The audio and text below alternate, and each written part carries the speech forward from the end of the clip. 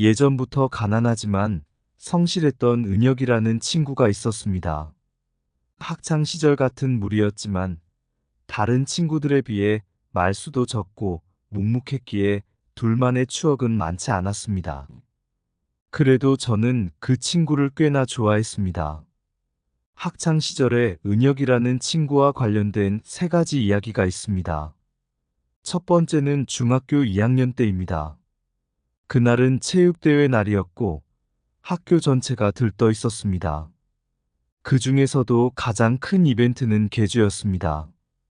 은혁이는 평소에도 체력이 좋은 편이 아니었고 운동에는 크게 관심이 없었기 때문에 계주팀에 들어가지 않았습니다. 하지만 경기 당일 우리 반의 에이스가 갑자기 다리를 삐끗하는 바람에 급히 교체 선수를 찾아야 했습니다. 모두가 당황하고 있을 때 은혁이는 조용히 나서서 자신이 대신 뛰겠다고 했습니다. 주위에서는 그가 잘 못 뛸 거라며 우려했지만 은혁이는 한마디 말 없이 자리에 섰습니다.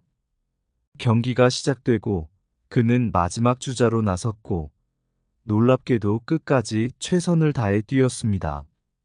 비록 우리가 우승하지는 못했지만 은혁이의 노력은 우리 반 모두에게 큰 감동을 주었습니다.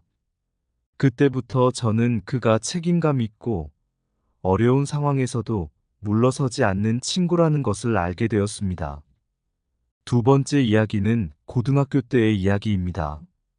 우리는 둘 다 같은 수학학원을 다녔습니다. 그날은 중요한 중간고사가 코앞으로 다가왔을 때였고 학원에서 풀어야 할 숙제가 엄청나게 많았습니다.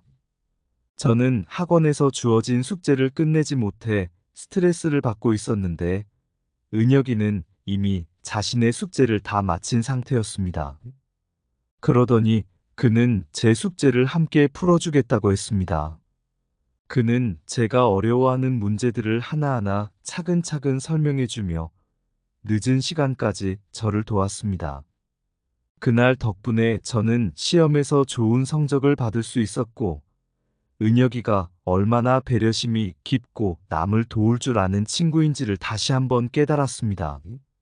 세 번째 이야기는 졸업을 앞둔 고3 겨울 방학 때입니다. 그 시기에 저는 개인적으로 여러 가지 일로 힘들어하고 있었습니다.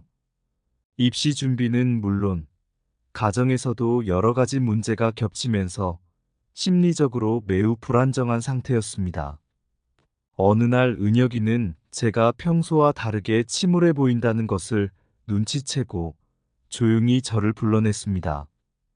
그는 한마디도 묻지 않고 그저 조용히 저와 함께 동네를 걸었습니다. 별다른 말 없이 그저 제 옆에서 같이 걸어준 것이었지만 그때 은혁이의 묵묵한 위로가 큰 힘이 되었습니다. 은혁이는 말을 많이 하지 않는 사람이었지만 그 누구보다도 상대방의 감정을 깊이 이해하고 배려할 줄 아는 친구였습니다. 이 세 가지 에피소드를 통해 저는 은혁이를 신뢰할 수 있는 친구라는 것을 확신하게 되었습니다. 우리 무리의 친구였지만 다른 친구들만큼 가깝지는 않았지만 저는 그 친구를 꽤나 좋아했습니다.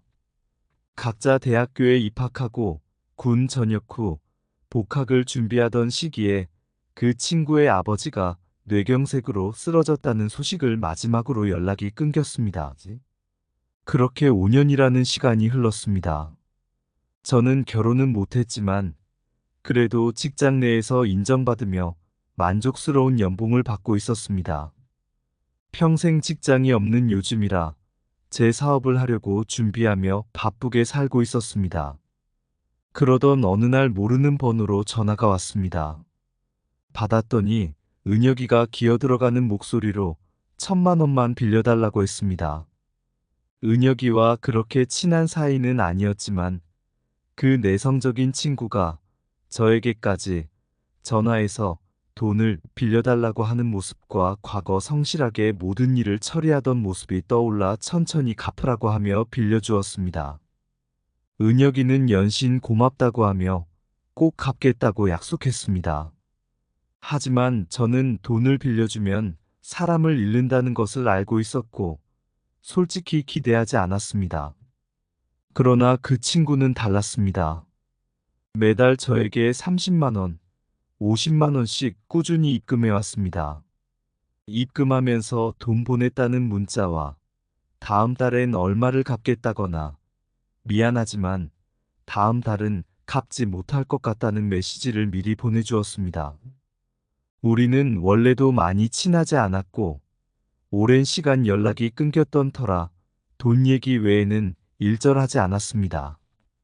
저도 안부를 묻고 싶었지만 오죽하면 나한테까지 전화해서 돈을 빌렸을까 하는 생각에 안부를 묻지 않아도 얼마나 힘들지 예상이 되었기에 다른 말을 하지 않았습니다.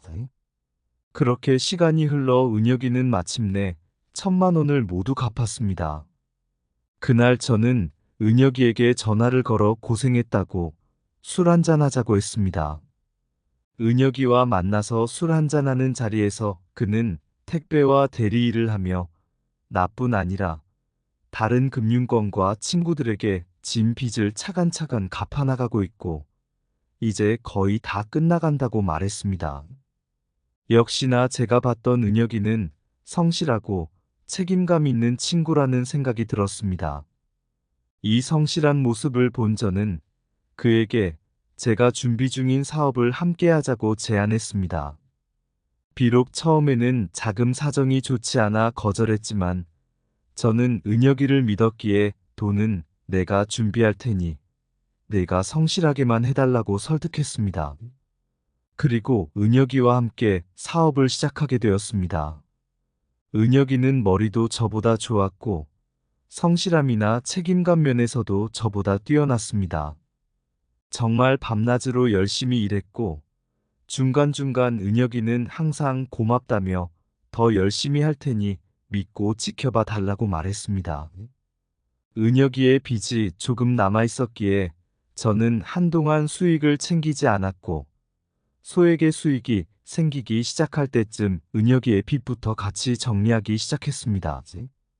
그럴수록 은혁이는 새로운 거래처를 만들기 위해 눈코 뜰 새 없이 움직였고 문전박대를 당하면서도 기죽지 않고 꿋꿋이 밀고 나갔습니다. 왠지 성공할 것만 같은 확신이 들기 시작했습니다. 혼자서 했다면 자존심이 상해 못할 영업도 은혁이 덕분에 척척 성공했습니다. 둘이서 합심해 어느 정도 수익이 안정화될 때쯤 은혁이의 빚을 모두 갚을 수 있었습니다. 은혁이는 눈물을 보이며 앞으로는 꼭 갚으면서 살겠다고 했고 본인은 빚을 다 갚았으니 생활비 정도만 가져가면 되니 이제 제 수익을 챙기라고 했습니다. 그리고 본인 자본금이 들어간 사업이 아니다 보니 동업자라고 하지 말고 직원으로 받아달라고 했습니다.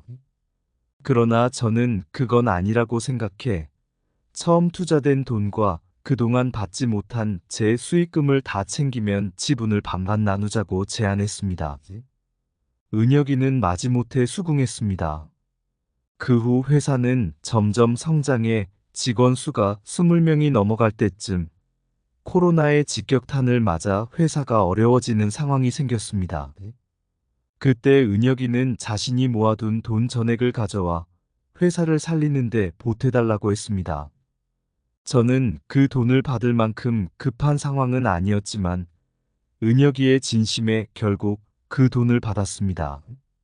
다행히 그 돈으로 코로나 시기를 잘 넘겼고 지금은 진정한 친구이자 동업자가 되었습니다.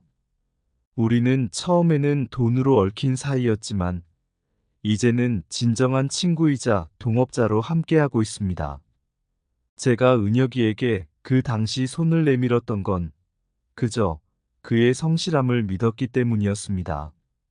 하지만 지금은 그 결정이 제 인생에서 가장 중요한 선택 중 하나였음을 확신할 수 있습니다.